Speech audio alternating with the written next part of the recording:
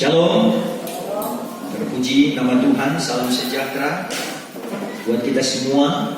Pagi hari ini kita mau dengar firman Tuhan. Firman Tuhan membicarakan tentang Yerusalem dalam 70 saat sebagai satu rahasia di akhir zaman bagi kita gereja Tuhan yang diberikan kekuatan, kesempatan untuk mengartikan setiap maksud dan kehendak Tuhan di dalam kehidupan kita. Saudara-saudara, kita akan baca firman Tuhan dalam kitab Nabi Daniel.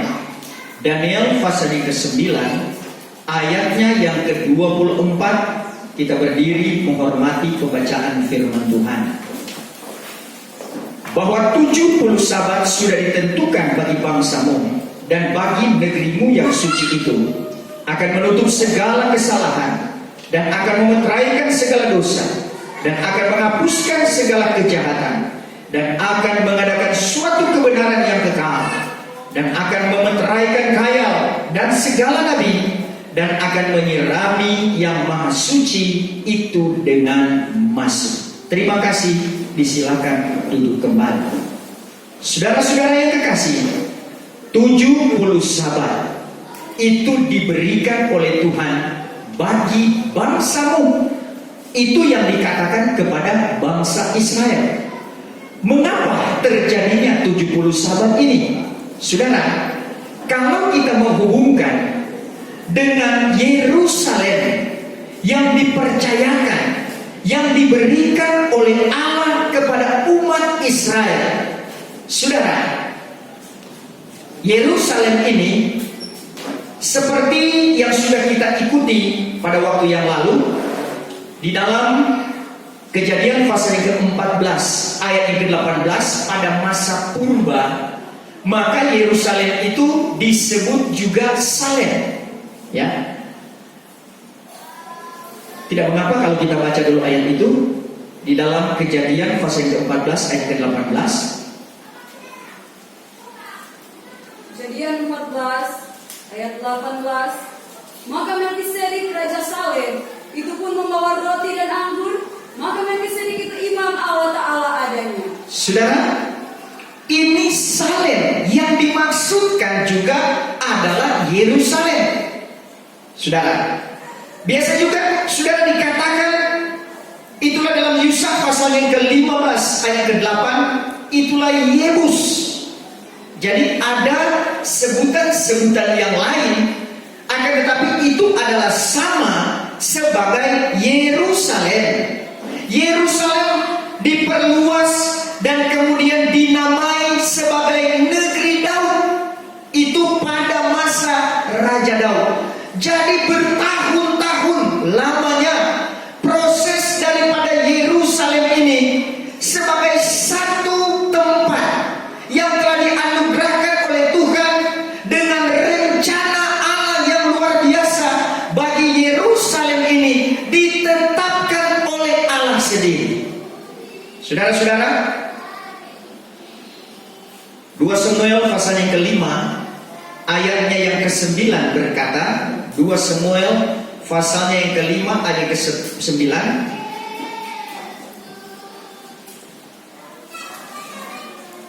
2 Samuel 5 ayat ke-9. 2 Samuel pasal 5 ayat 9. Hatta, maka duduklah Daud dalam kota itu, dinamainya akan dia negeri Daud. Duduklah Daud dalam kota itu. Yang dimaksudkan di sini adalah Yerusalem dan kemudian dinamakan sebagai negeri Daud. Maka dilingkung Daud akan dia dengan pagar batu, mulai dari Milo lalu masuk ke dalam. Saudara-saudara, rangkaian daripada pilihan Allah tentang satu tempat itu bukan rencana manusia, tetapi itu adalah masuk kepada rencana Allah. Karena kalau rencana Allah segala maksudnya itu tak dapat dibatalkan oleh siapapun. Ayub pasal yang ke-42, dia katakan bahwa segala maksud oleh Allah, segala rencana Tuhan tidak dapat dibatalkan, termasuk apa yang dimaksudkan oleh Tuhan terhadap Yerusalem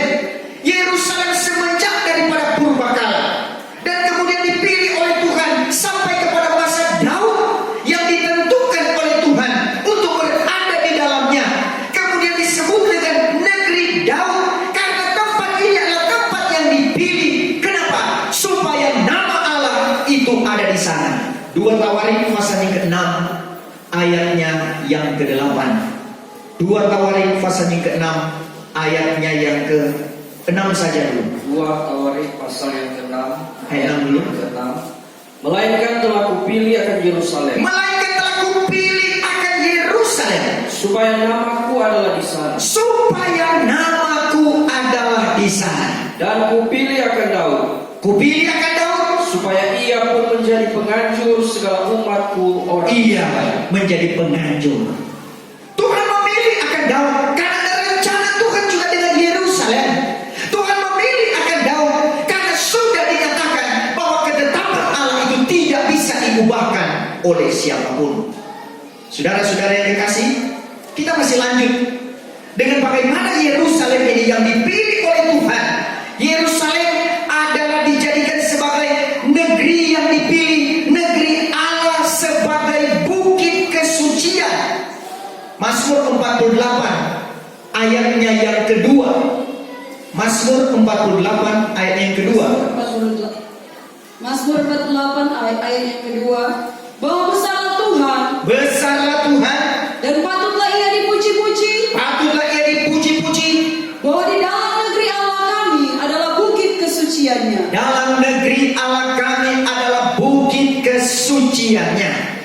Saudara, kalau dikatakan sebagai negeri yang disucikan, yang dikuduskan, itu tidak sembarangan.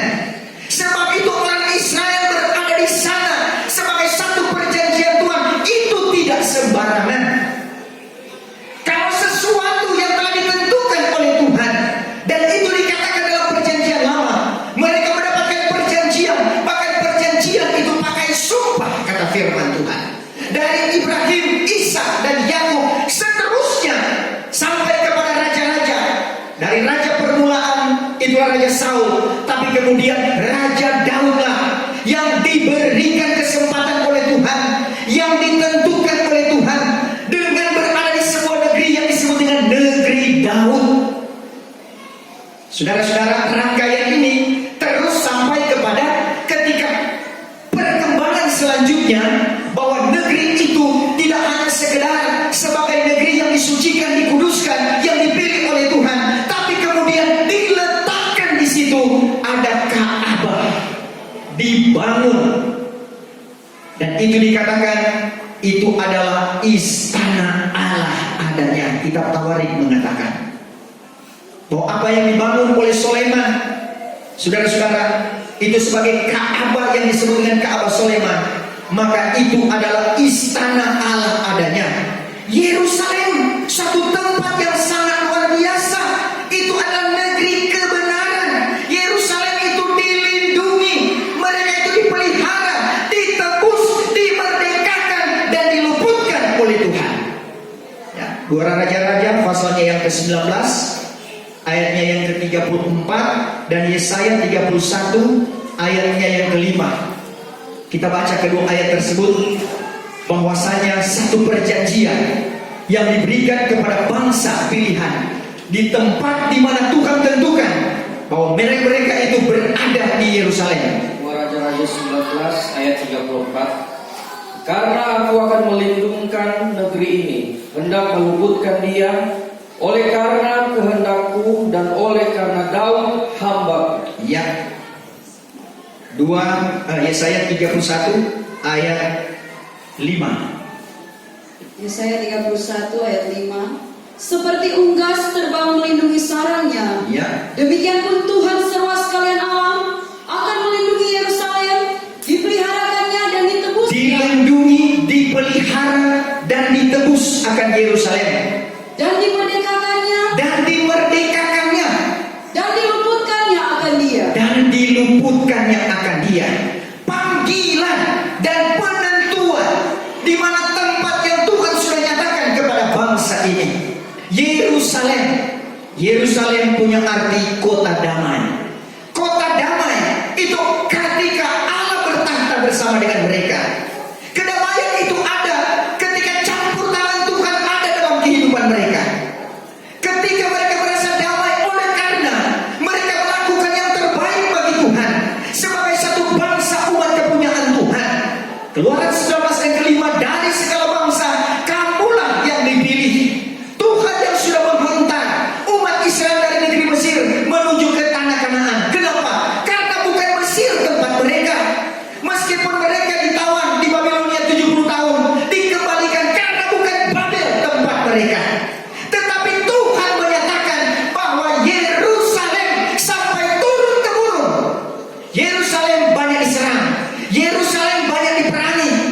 Saudara-saudara, bangsa-bangsa lain tidak menginginkan orang Israel. Tetapi kita tahu bangsa ini adalah bangsa yang dipilih oleh Tuhan. Yerusalem itulah juga kehidupan kita. Yerusalem itulah persekutuan kita. Negeri Allah yang hidup itu adalah persekutuan yang indah antara kita dengan Tuhan. Sion itu di Yerusalem sebagai bukit Allah yang disucikan dan yang dikuduskan. Ketika saya dan saudara dijadikan sebagai Sion, ketika perhimpunan kita dijadikan sebagai Sion, di sana ada kemuliaan Allah, di sana ada petunjuk Tuhan, di sana ada karunia-karunia Roh yang bekerja. Itulah Sion yang sebenarnya. Kalau sudah tidak ada suara Tuhan, kalau sudah tidak ada kemuliaan Allah, kalau tidak ada lagi petunjuk-petunjuk Tuhan, itu bukan lagi Sion. Tetapi ketika Tuhan nyatakan Sion kepada kita, di situ terjadi wahyu. Tuhan nyatakan baik lewat wahyu melalui karunia, bahkan wahyu melalui penglihatan, artinya melalui karunia, melalui hikmat yang Tuhan berikan kepada hamba-hamba Tuhan untuk menguraikan akan kebenaran firman Tuhan. Dan ada wahyu secara langsung, sama seperti Daniel, lewat Kaya dia dinyatakan wahyu oleh Tuhan. Seperti Rasul Paulus diberikan wahyu oleh Tuhan, maka dia melihat kemuliaan Allah. Seperti Rasul Yahya, bahwa rohnya diangkat oleh Tuhan, dia rebah dan dia diberikan wahyu oleh Tuhan. Terjadilah pengajaran, dan seperti itulah pengajaran di Yerusalem yang kita rasakan pada saat sekarang ini. Maka Yerusalem itu harus menjadi bagian di dalam kehidupan saya dan saudara. Panggilan Tuhan kepada Yerusalem semenjak yang dikatakan dalam kitab Kejadian tadi, bahwa Melkisedek itu raja di Salem, itu berbicara tentang bagaimana Tuhan dia sebagai Melkisedek yang agung, dia raja di Salem, raja kedamaian. Dialah yang telah memberikan kepada kita perjanjian tentang kota damai, tentang Yerusalem, kota damai yang sebenarnya. Ketika kuasa Roh Allah bekerja bagi saya dan saudara, ketika firman-Nya dibukakan bagi kita, itulah kedamaian yang sebenarnya. Orang ketika dijamah oleh kuasa firman, ketika dijamah oleh kuasa Roh Kudus, apapun masalahnya, apapun problemanya, tetapi damai sejahtera pasti ada kepadanya. Karena lawatan Tuhan itu lawatan yang ajaib. Lawatan Tuhan itu adalah lawatan mujizat dan kuasa Allah adanya. Maukah pertetapkan Yerusalem dalam kehidupan kita, saudara? Bahwa kota Sion, di mana kemuliaan Allah itu dinyatakan. Ketika perhimpunan kita menjadi Sion, maka hadirat Allah dinyatakan masuk dalam kehidupan kita, diubahkannya kehidupan saya dan saudara pun menjadi Sion. Seperti firman Tuhan katakan bahwa hutan-hutan dan padang tandus itu diubahkan oleh Tuhan menjadi satu taman Tuhan, taman yang indah di bawah seperti Taman Eden. Taman Eden yang indah. Di sana, saudara, kita boleh bersekutu dengan Tuhan. Persekutuan dengan Tuhan indah sekali, saudara-saudara. Memuji Tuhan ketika diurapi oleh Tuhan. Lagu-lagu yang dinaikkan diurapi oleh Tuhan. Seperti apa yang kita rasakan pada pagi hari ini, semua merasa sukacita di dalam Tuhan. Amin.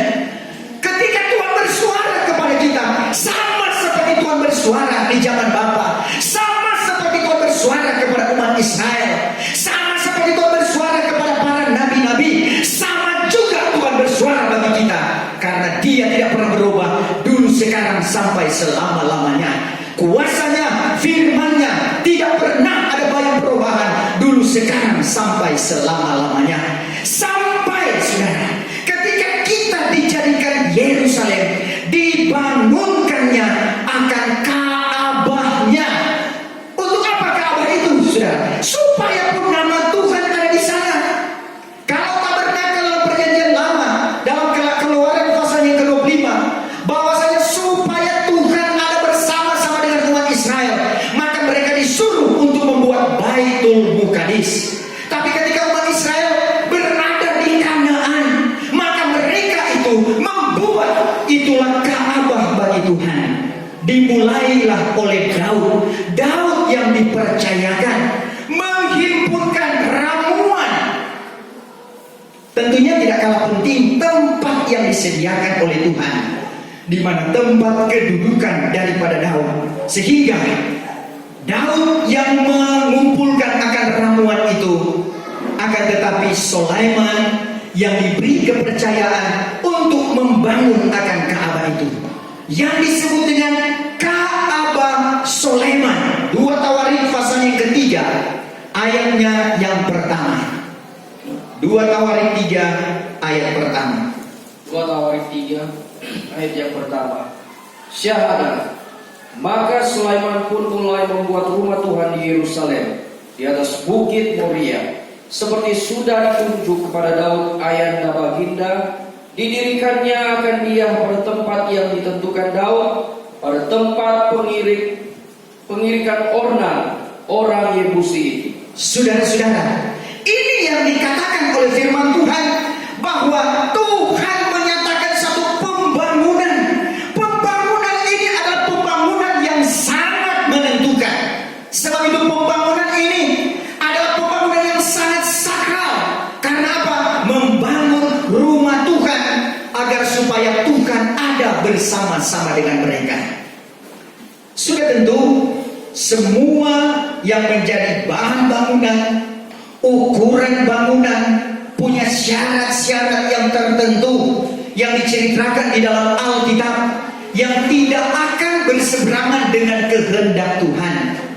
Beda dengan kita sekarang. Kalau buat rumah gereja, bentuk apapun sesuai kesukaan kita, mau buat besar, mau buat kecil, mau bentuknya ke depan, mau bentuknya ke samping, mau hadap kemanapun, oke lah saudara-saudara. Akan tetapi sebagaimana yang dinyatakan oleh Tuhan dari ukurannya, dari perbuatannya, sebagai satu contoh tentang tabernakel padang pasir, itu semua sudah ditentukan oleh Tuhan. Ukurannya, panjangnya 100 hasta, lebarnya 50 hasta, pagarnya tingginya 5 hasta, bangunannya dari kamar suci dan kamar maha suci sudah ditentukan. Lebarnya itu 10 hasta, panjangnya keseluruhan 30 hasta, tingginya itu adalah 10 hasta.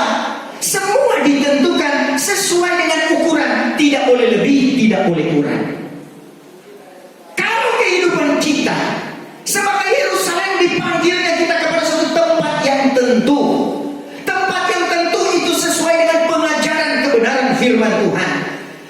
Karena Tuhan tidak menempatkan kita di Moab, Tuhan tidak menempatkan kita berada di Mesir. Walaupun terkadang Mesir masih mengancam dan masih menawan seperti umat Israel, ditawan oleh kerajaan Mesir. 430 tahun orang Israel ada di sana. Terkadang kehidupan kita pun ditawan oleh Babilonia. 70 tahun orang Israel ada di sana. Belum lagi dengan bangsa-bangsa yang lain. Itu adalah iklim keadaan dunia. Apa yang menjadi dampak sekarang ini dari dosa dan kejahatan, baik pengajaran yang salah, pengajaran akal-akal manusia, pengajaran setan-setan kata firman Tuhan, di kesemuanya itu dikemas oleh kuasa si jahat agar supaya memperdaya kehidupan kita gereja Tuhan. Jikalau boleh orang terpilih itu pun akan dihancurkan. Saudara-saudara, dosa berada di mana-mana. Itu sebabnya gereja Tuhan sebagai Yerusalem, yang dimana Tuhan sudah dirikan sebagai bait Allah yang hidup. 1 Korintus 3 ayat ke-16. Tidakkah kamu ketahui kamu adalah rumah Allah, dan roh Allah itu diam di dalam kamu. Ketika saya dan saudara diubahkan menjadi rumah Allah, dan Allah itu dengan kuasa Roh Kudus itu tinggal di dalam kehidupan kita, kita dibangunkan dengan kekuatan hikmat daripada Tuhan, firman Allah dan Roh Kudus. Mazmur pasal yang 43 ayat yang ketiga, terangmu dan kebenaranmu, firman Allah dan kuasa Roh Kudus menuntun akan kehidupan kita ke bukit kesucian sampai ke tempat kediamannya Tuhan. Semua berawal dari bukit kesucian, itulah bukit Sion. Mazmur katakan bukit Sion itu elok. Kalau kita jadi bukit Sion, kita juga jadi elok. Amin. bukan hanya sekedar wajah kita yang dipercantik pakai bedak, pakai apapun saudara-saudara, rambut kita ditata dengan rapi, itu baik. Akan tetapi eloknya kehidupan kita sangat paling utama ditentukan ketika Bukit Sion itu ada di dalam kehidupan kita. Ada hadirat Allah yang boleh kita rasakan. Walaupun kita menghadapi tantangan demi tantangan seperti umat Israel alami. Ketika pembangunan itu selesai, akhirnya umat Israel jatuh lagi ke dalam dosa. Kitab Sirul Asar Soleman menggambarkan bagaimana grafik iman gereja Tuhan akhir zaman. Seperti Sulamin, terkadang dia itu dengan kesetiaannya, bahkan dia berpegang teguh cintanya hanya kepada Soleman.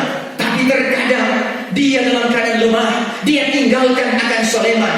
Dia tidak mau Soleman itu masuk lewat pintu yang perlu dibuka oleh Sulamin. Tetapi saudara-saudara, ketika Soleman dan Sulamin itu yang menggambarkan tentang kehidupan kita, antara Yesus Kristus sebagai Soleman yang agung dan kita sebagai gerejanya, dengan pengiringan kita, terkadang prinsip kita, Tuhan pokoknya tidak ada alasan apapun, sekali mengiring Engkau tetap mengiring Engkau. Tetapi ada waktu-waktu tertentu ketika dunia ini menghantui akan kehidupan kita, kekhawatiran mulai terjadi, kebimbangan mulai merajalela. Itu adalah hembusan-hembusan daripada kuasa kegelapan, membuat kehidupan kita khawatir, membuat kehidupan kita tidak percaya dan tidak yakin lagi. Tetapi jangan hal itu terjadi kepada kita. Amin, saudara. Kita tetap berteguh dalam sebuah keyakinan dengan firman Allah, kuasa Roh Kudus yang tak pernah salah. Allah tidak pernah salah bagi kehidupan kita.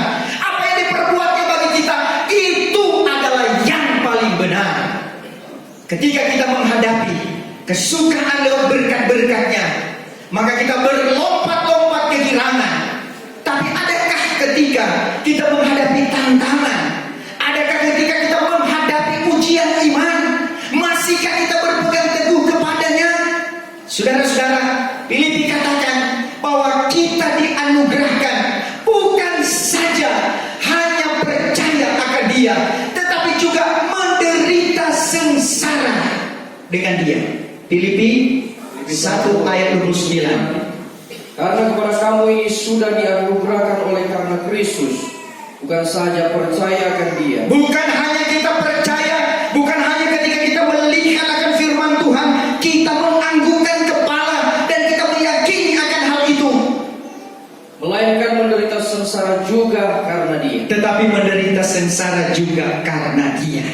Amin, saudara. Ketika kita mulai masuk kepada fase demikian, adakah pertahanan kehidupan saya dan saudara?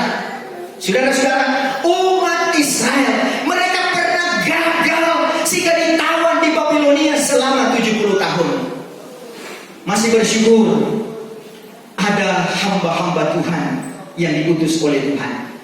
Kalau dulu di Mesir ada Musa, ada Harun, ada Yusa, ada Kaleb. Tetapi ketika berada di Babilonia, Tuhan tidak pernah kekurangan akan hamba-hambanya yang dipilih oleh Tuhan. Amin. Walaupun pada masa itu berkecamuk antara itulah roh Nebukadnezar, saudara, kepalsuan-kepalsuan yang harus dihadapi oleh bangsa ini, sehingga ada banyak juga daripada bangsa Israel menyembah batu Nebukadnezar. Tapi tidak seperti itu untuk Daniel dan kawan-kawannya. Daniel dia tetap berada kiblat ke Yerusalem. Jadi orang Israel pada masa itu, kalau mereka ada di luar Yerusalem, apalagi ketika mereka berperang, maka dalam mereka bertanyakan Tuhan, kan bait Allah itu jauh.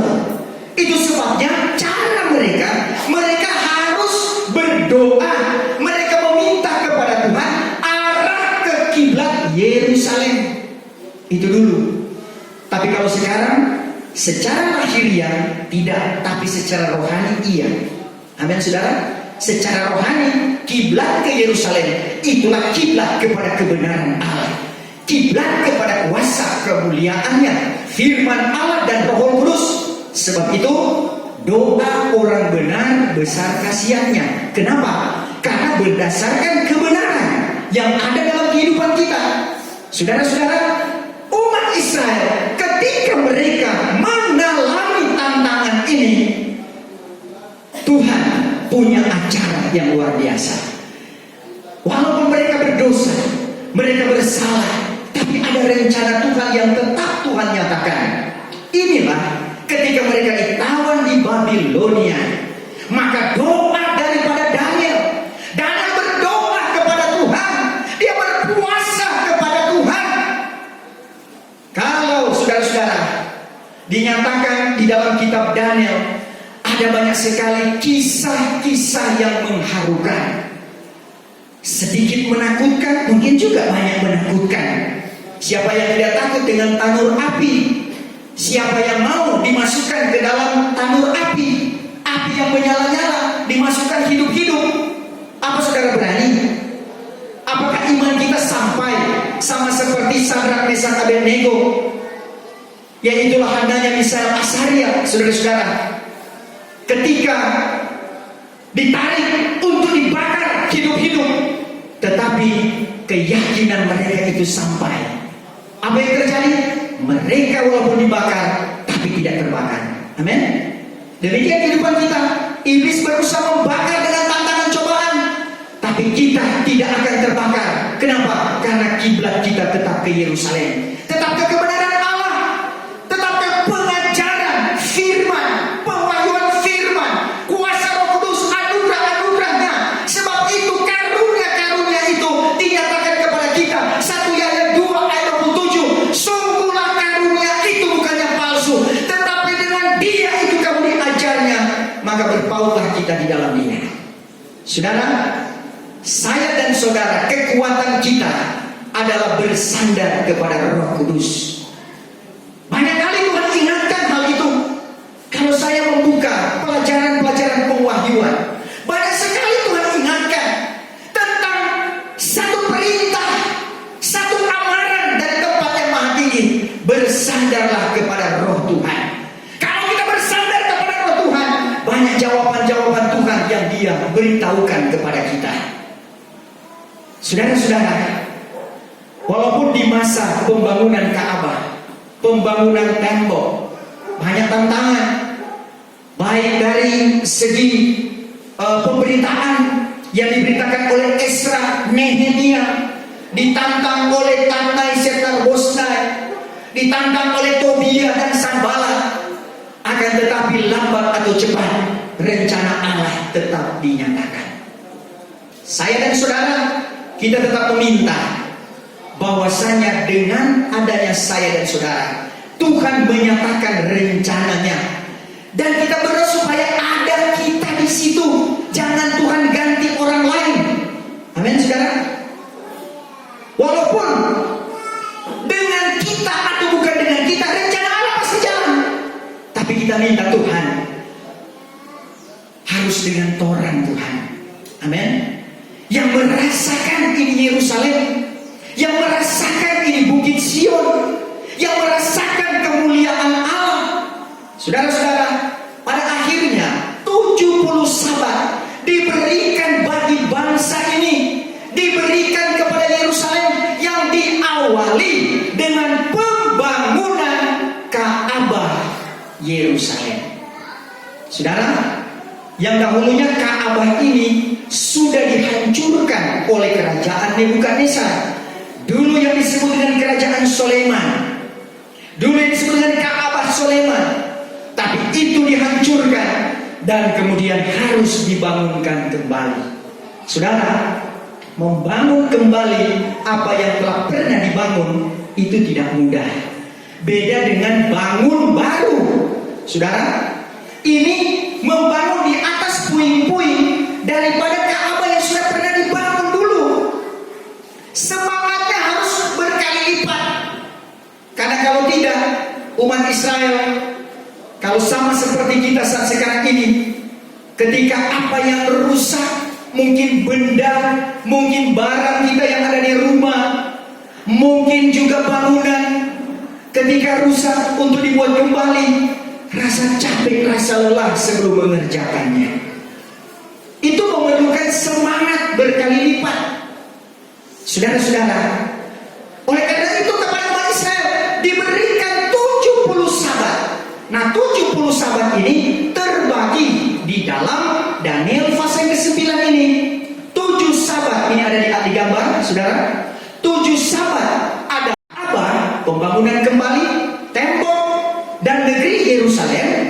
Kemudian 62 sabat itu dikatakan sampai kepada Al-Masih, yaitu sampai kepada Yesus Kristus hadir, lahir di dalam dunia ini, dan sampai Al-Masih dihapuskan, berarti sampai kepada penyaliban Tuhan Yesus. Dan kemudian ada satu sabat yang terakhir, dan itu adalah peristiwa yang belum jadi. Kalau 7 sabat dan 62 sabat itu sudah terjadi, satu sabat terakhir itu belum terjadi. Kenapa? Karena di situ dikatakan akan ada kerusakan yang tiada terbaiki lagi. Nah, itu berbicara pada zaman antikris.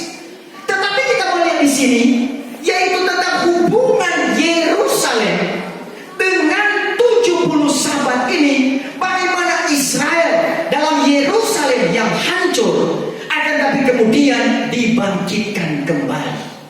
Demikian kehidupan saya dan saudara. Kebangkitan saya dan saudara itu adalah kebangkitan rohani, kebangkitan iman, pertumbuhan gereja, perkembangan gereja yang perlu untuk bertumbuh terus sampai kepada kita disempurnakan. Ibrani pasal yang ke-6, sempurna tubuh, jiwa, dan roh. Kalau kita melihat tentang pembangunan yang diceritakan, yang dimaksud oleh Daniel pasal ke-9 ini, yang terdiri daripada 7 sabat, itu adalah pembangunan kembali Ka'bah ini, sangat jelas itu di dalam kitab Esra, kitab Nehemia, dan di dalam kitab Tawarikh. Saudara, secara umum paling utama yang perlu dibicarakan di sini sama seperti ketika Daniel, sampailah doa di hadirat Tuhan karena kehancuran bangsa Israel dibawa tertawan ke Babilonia. Ketika Esra pasalnya yang pertama, Esra pasalnya yang pertama, ayat yang pertama sampai ayat yang keempat. Esra 1 ayat 1 mulai. Sebermula, maka pada tahun yang pertama daripada kerajaan Kores, raja Farsi itu, supaya sampailah firman Tuhan yang telah dikatakan oleh Yeremia, digerakkan Tuhan akan hati Kores, raja Farsi itu, sehingga disuruhnya berseru-seru dalam segala kerajaannya, dan dilayangkannya pula beberapa pucuk surat bunyinya. Demikian kita Kores raja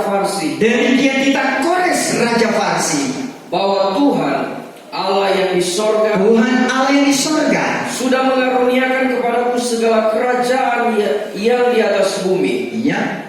Dan disuruhnya aku membuat baginya sebuah rumah di Yerusalem yang di tanah Yehuda. Iya, sampai di situ saja. Terjadi perintah dari Raja Kores, saudara-saudara, tentang pembangunan kembali. Diberi kesempatan, silakan orang Israel untuk membangunkan akan Ka'bah itu. Itu digerakkan oleh Tuhan. Ini orang luar yang berkuasa yang kemudian diberikan, itulah digugah hatinya, menggerakkan supaya umat Israel bisa membangun kembali akan Ka'bah ini. Saudara, itu yang diceritakan di dalam 7 sabat ini. Yerusalem itu dibangunkan kembali dari puing-puing. Saudara, kehidupan gereja Tuhan di ujung akhir zaman ini, kita adalah sebagai Yerusalem. Bahkan orang percaya, orang Kristen sebagai Yerusalem yang sudah dipilih oleh Tuhan untuk mengikut Dia sebagai pengikut-pengikut Kristus. Tetapi saudara, kuasa Nebukadnezar, roh Nebukadnezar yang nantinya ada hubungan dengan roh yang ada di kitab Wahyu. Karena kalau di kitab Daniel itu adalah Nebukadnezar. Akan tetapi di kitab Wahyu itu adalah roh antikris. Jadi roh Nebukadnezar, roh antikris, sama itu saudara. Itu adalah kuasa si jahat adanya. Mereka itu atau umat Israel diserang, dihancurkan. Mereka itu ditindih sedalam-dalamnya. Tetapi kalau rencana Tuhan tidak akan pernah dibatalkan. Apapun yang terjadi kepada bangsa ini, itu sama pun keadaannya kepada kita orang akhir zaman. Bahwa tekanan, kehancuran yang diinginkan oleh dunia, kehancuran yang diinginkan oleh Babilonia. Babel itulah kekacauan. Babilonia adalah dunia dengan segala ikatan-ikatannya. Saudara, mari kita berdoa, kita berusaha agar supaya kita terhindar daripada ikatan-ikatan dunia, ikatan dosa yang mudah untuk menjerumuskan kita. Iblis dengan kekuatannya, dia tidak lagi seperti angin topan, ribut gemuruh, tapi dia memakai angin sepoi-sepoi. Dia menyenangkan akan manusia agar supaya diikat, agar supaya terkungkung, dan tanpa disadari sudah ditawan oleh Babilonia, ditawan oleh dunia. Inilah yang perlu kita hati-hati.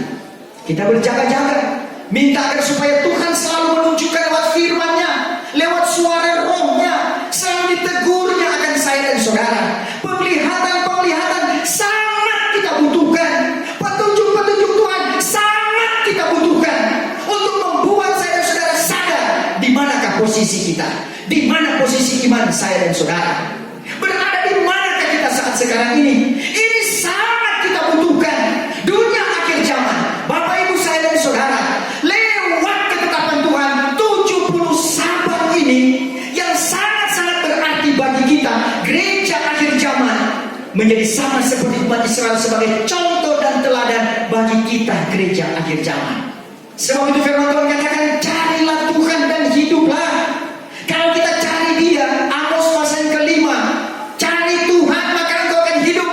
Cari di mana? Bukan di Baitul, Gilgal ataupun Berseba, tapi carilah Dia di Yerusalem. Itu adalah tempat di mana Tuhan memberikan hidup kepada saya dan saudara. Kita boleh menikmati sebagaimana perjanjian 70 Sabat bagi Yerusalem, bagi Israel. Satu pemulihan perlu terjadi kepada saya dan saudara.